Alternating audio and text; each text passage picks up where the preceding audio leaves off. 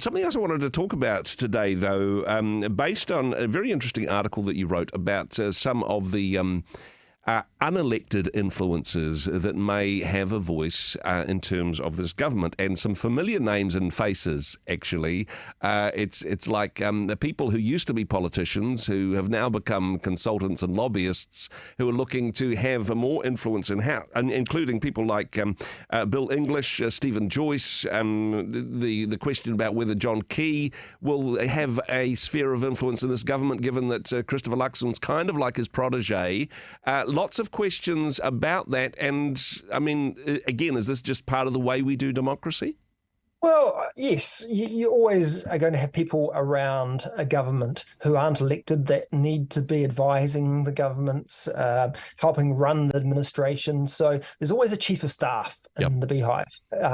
Pretty much for every political party, there's a chief of staff, and they have a really important role. Most famously under Helen Clark, she had, Helen was called H1 in the beehive, and Heather Simpson, her chief of staff, was called H2. And so with the idea that was her right-hand woman, that she was the gatekeeper for getting to Helen Clark, she made a lot of the decisions. And so National's already announced Luxon's chief of staff, I think his name is, I forget now, Cameron.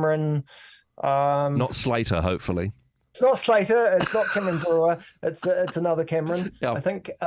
And there'll be a few other people around them advising. Yes, I think John Key's influence will be in there. Bill English has already been brought in by Christopher Luxon to help train the MPs. Of course, a lot of the National MPs haven't been in a government before, and some of them will be ministers. And so they do need people like Bill English, Steven Joyce to come in and give them some advice. Wayne Eagleson used to be John Key's chief of staff. Apparently he's been in giving advice as well.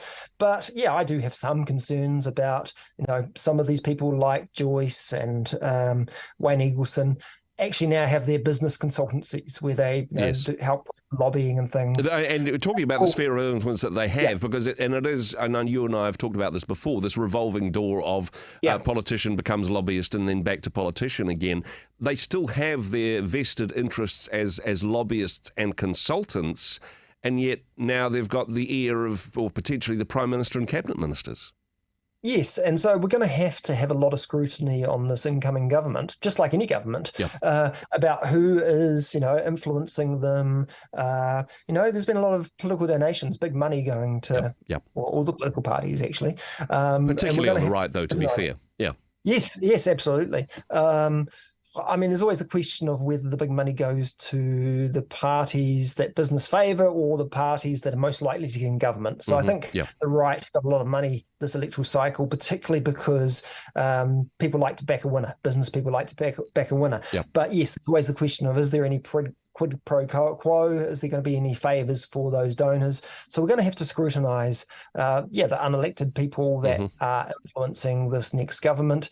And there's going to be, some amazingly difficult tasks making New Zealand First, ACT and National all fit together. I don't pity, I do pity Christopher Luxon, the task he has got in front of him over the next few weeks, trying to work out treaty policies and RMA policies, tax cuts, because these are three parties with some quite different views on all those things, and they will make a big difference to what this government does. So I personally don't think they should be rushing those negotiations. Now, we accidentally mentioned Cameron Slater beforehand, of course, with his whale oil blog. He was a significant influence under National, and there was accusations of dirty politics, and I think some evidence of that as well.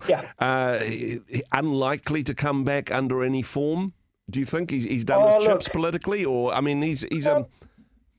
he's still got a place in the political system, and he has a new website now. I think it's called the BFD. He's rumoured sometimes to be around New Zealand First these days. So, and I think there will need to be a bit of scrutiny around, who's got Winston Peters' ear in particular.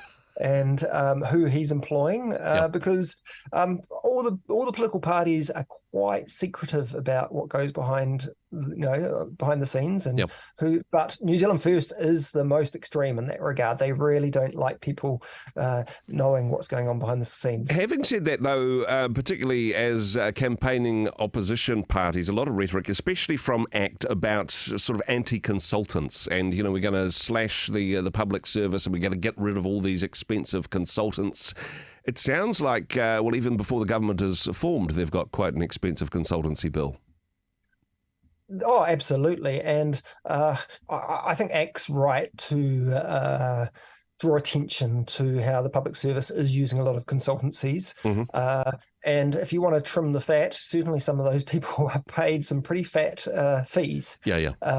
And so, I think if you're looking at cutting back the public service, you want to look at some of that outsourcing that the public service does at the moment. ACT's talking about bringing in a new government department. They want to slash government departments, but they also want to bring a new one. I think it's the Ministry of Regulatory Affairs or something. Okay. That tries to cut red tape and tries to look at where we can get better value for money for taxpayers. And all the people that lose their jobs in disestablished departments can apply for jobs there, perhaps. It might be a bit of a merry-go-round like that, yes. Yeah, well, hey, interesting to see what will happen, and of course it's all happening behind closed doors, and I'm sure there'll be a little bit of that even after the coalition government emerges, when the final votes are counted. Bryce, appreciate your flexibility. All the best with the building project. Thanks for being on the show today. Thanks, Andrew. Cheers.